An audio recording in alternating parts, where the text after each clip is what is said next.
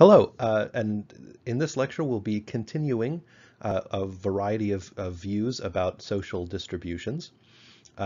This one is referred to as Sufficientarianism, right? So lots of Arianisms of various kinds in this particular unit. This particular view is most famously advocated by the philosopher Harry Frankfurt. And that's Harry Frankfurt. That's actually a photo of him today. Today, it's a photo of him on the Daily Show some time ago.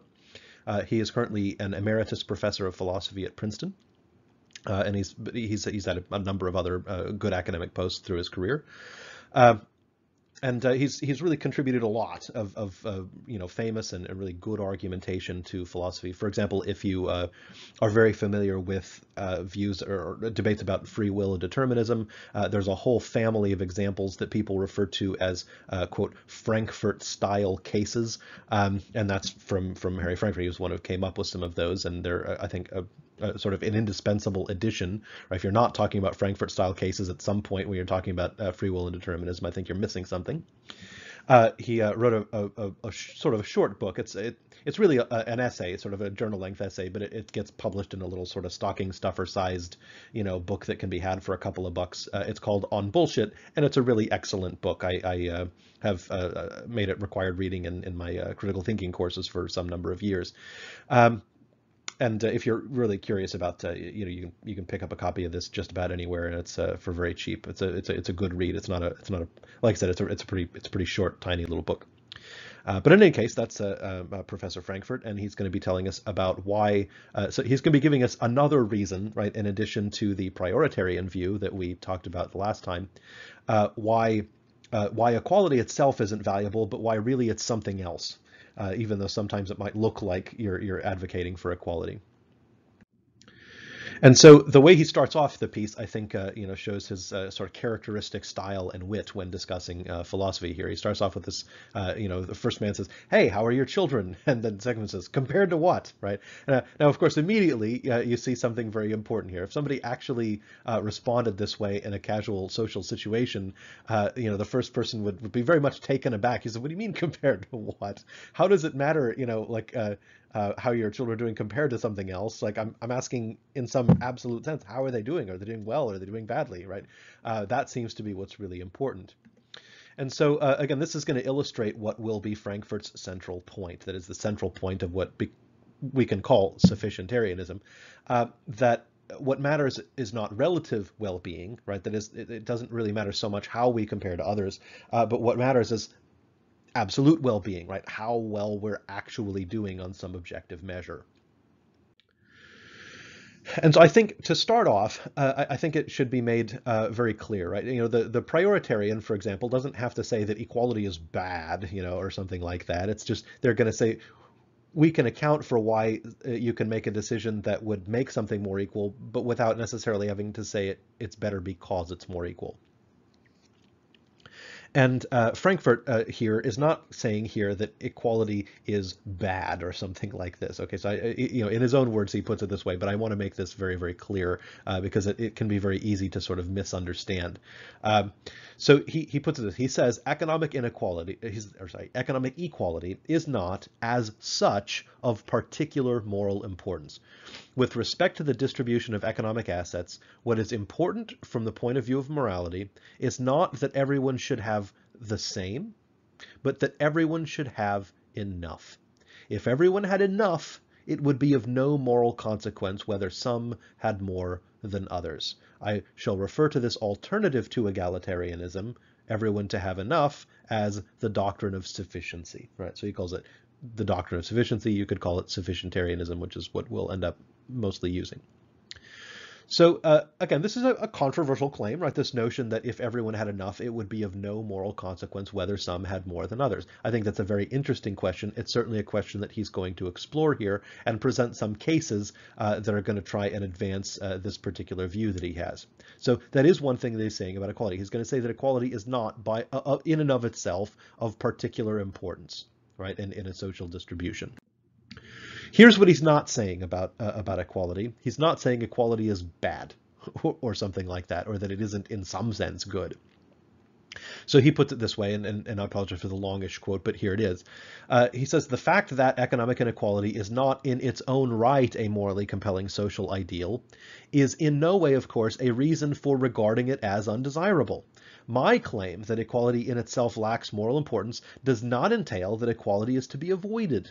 Indeed, there may well be good reasons for governments or for individuals to deal with problems of economic distribution in accordance with an egalitarian standard, and to be concerned more with attempting to increase the extent to which people are economically equal than with efforts to regulate directly the extent to which amounts of money people have are enough.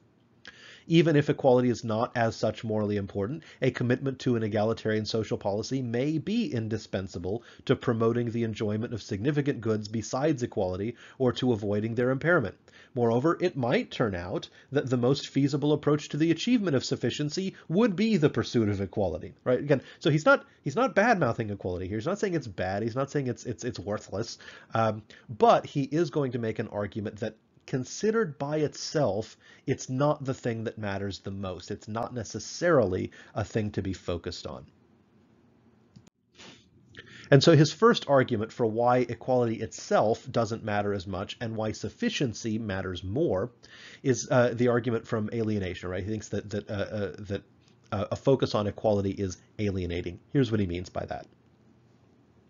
So he argues that a preoccupation with inequality, which is a relative measure, diverts people's attention from their objectively considered well-being, which is an absolute measure. So imagine that somebody's looking for a house, okay?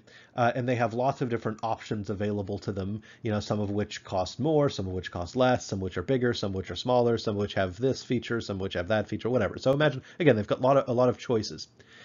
And it seems like a person in such a situation could say, all right, so if I pick this house, how would I be compared to everybody else? How would my house be compared to everybody else's? And it seems like if that's the way they're making their decision, they seem to be missing a point, right? Instead of saying, what would actually make me happy? What do I need, right? What do I prefer? Those seem like much more relevant questions that help somebody get in touch with themselves, right? With what their own actual interests are, rather than being like, well, what does everybody else have? And let me be, careful to be making sure that whatever I pick, it's going to be at least as good as what everyone else has, and et cetera. Right? Again, it seems to a preoccupation with the inequality in this case, how your house is relative, right? How whichever house you might pick might be relative to other people's houses seems to miss the point. What you want to know is, how good is the house for you?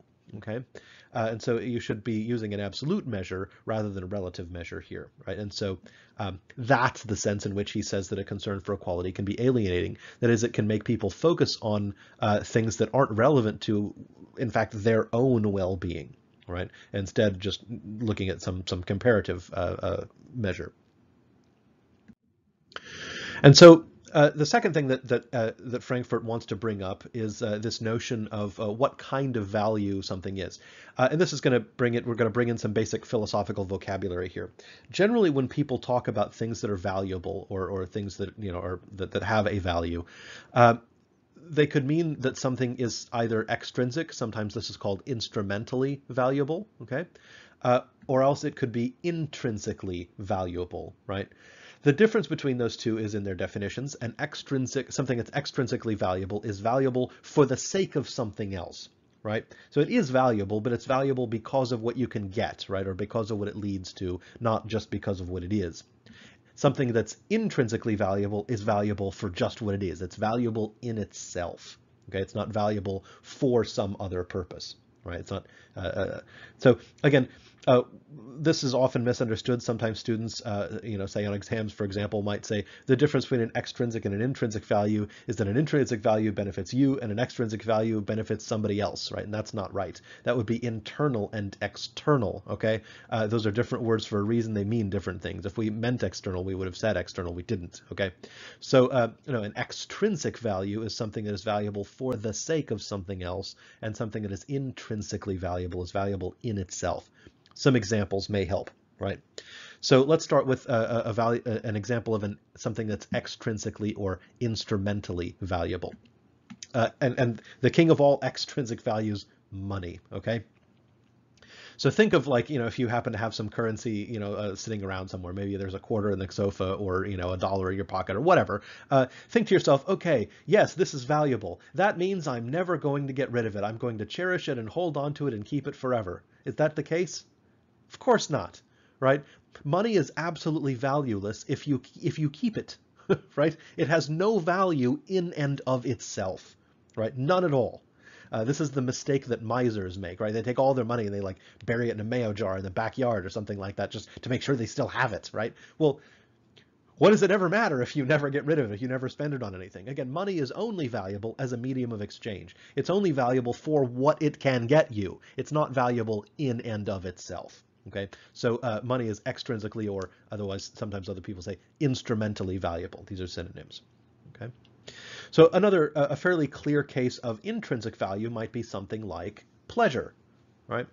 So imagine somebody asks you, hey, why are you, watching this lecture right now? He's like, well, I want to, I want to do well in the class. Why would you want to do well in the class? Well, because I want to get a good grade in the class, right? Okay, why would you want to get a good grade? Well, because, I want to have a good GPA to get into a good bachelor's program, right? Why would you want to do that? Well, I want to get into a good bachelor's program so I can get a good job. Why would you want a good job? So I have more money, right? And why would you want the more money? So that I can do things that bring me pleasure. And you ask somebody, why would you want pleasure? Now, all of a sudden, it doesn't seem like a sensible question. Like all those other things seemed like, we're getting to like, what's this good for? What's that good for?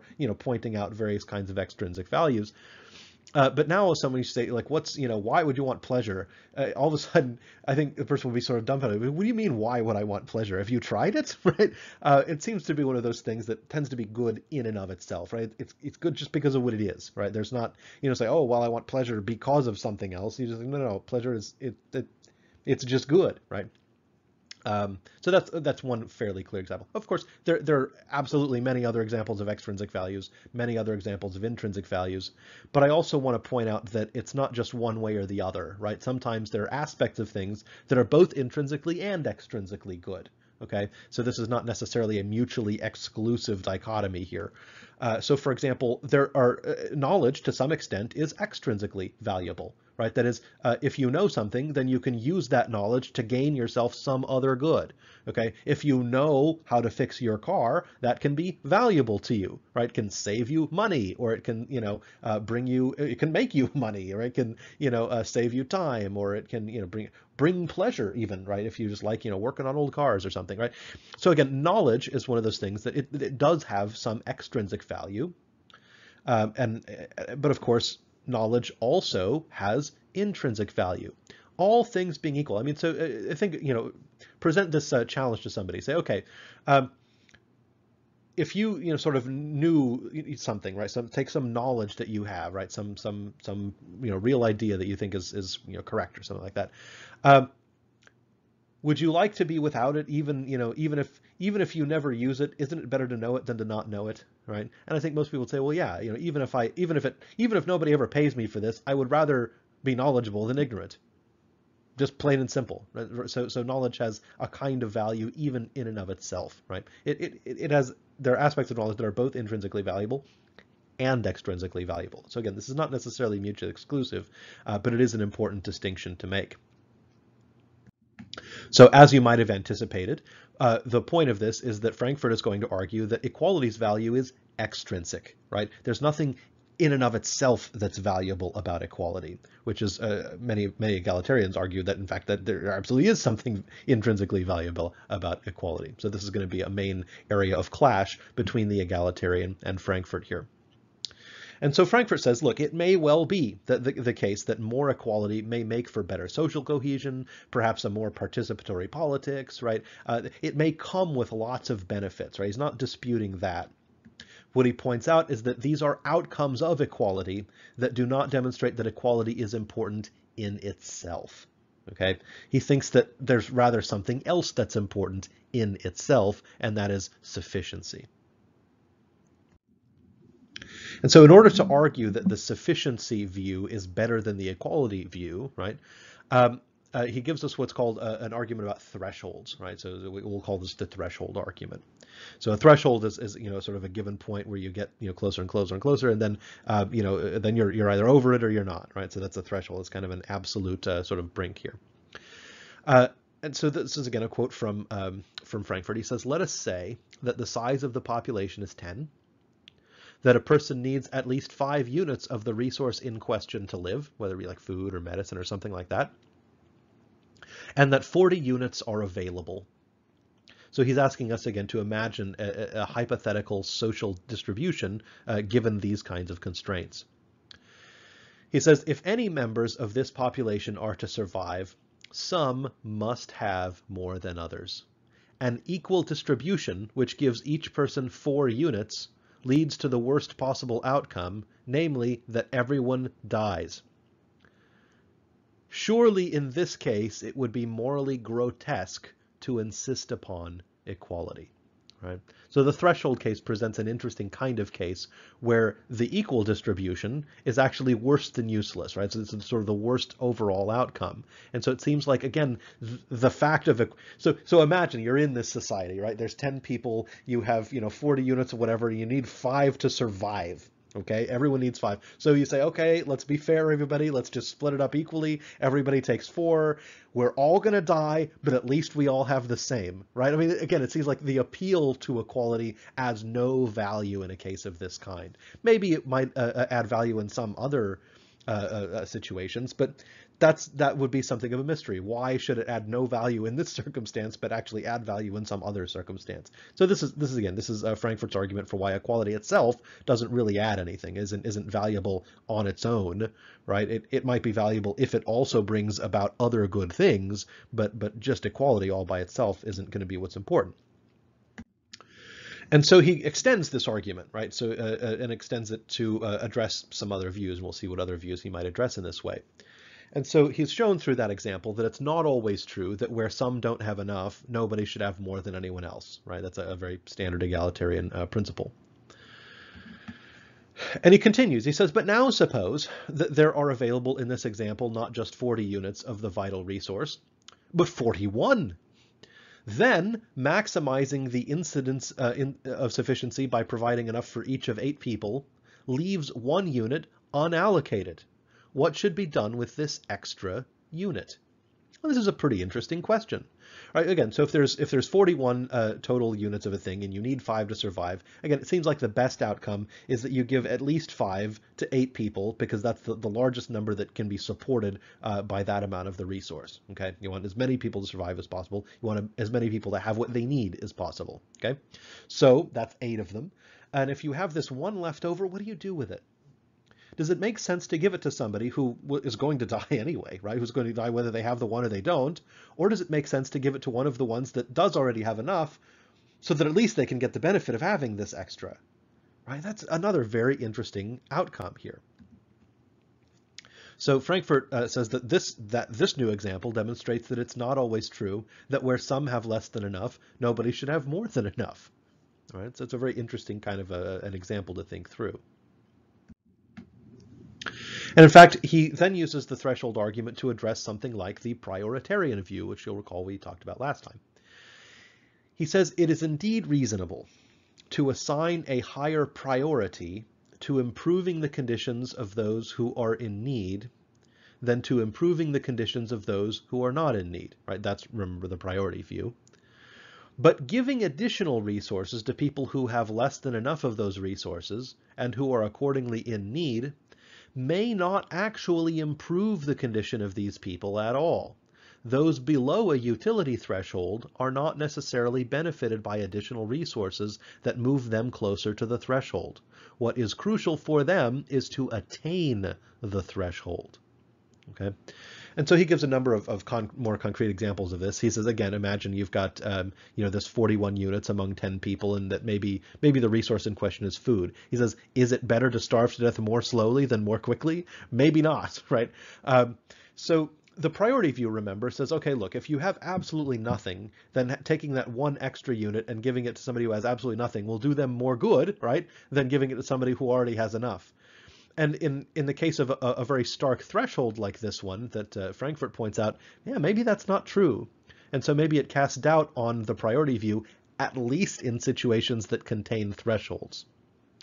So you might say to Frankfurt, you might say, okay, fine, you've proven that the egalitarian view or the priority view don't do so well if you're considering some situation that has thresholds. What about situations without thresholds, right? And I think that Frankfurt has two things to say about that.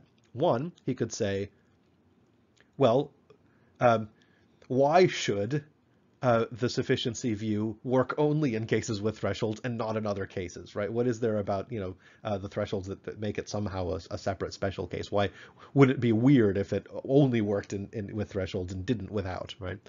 But also he can say that, that there's just, lots of cases where there are less stark thresholds than simple life or death, that there are thresholds of various kinds. When you ask somebody, do you have enough money? They say, well, enough to do what? Okay. They're always assuming some particular threshold, some particular, sort of point at which, some is not really useful, but a little bit more actually is because it gets across a certain threshold. For example, if you can't buy anything useful for a penny, getting that penny, even if it's your only penny in the world, doesn't really help you, okay, because it's below the threshold for anything that you would need, right? So this idea of considering thresholds is pretty realistic, right? Considers probably a lot about real world cases. And so what he's saying here is, again, that both the egalitarian view and the prioritarian view seem to have these problems, right, or seem to be worse than the sufficiency view when you're talking about these kinds of utility thresholds, right? And so Frankfurt is going to give one more argument for why he thinks the sufficiency view is better than its competitors, or at least better than the egalitarian view in any case. And again, he puts it this way. He says, indeed, many egalitarians would consider it rather shabby or even reprehensible to care, with respect to their own lives, about economic comparisons of that sort. And notwithstanding the implications of the doctrines to which they urge adherence, they would be appalled if their children grew up with such preoccupations. Right.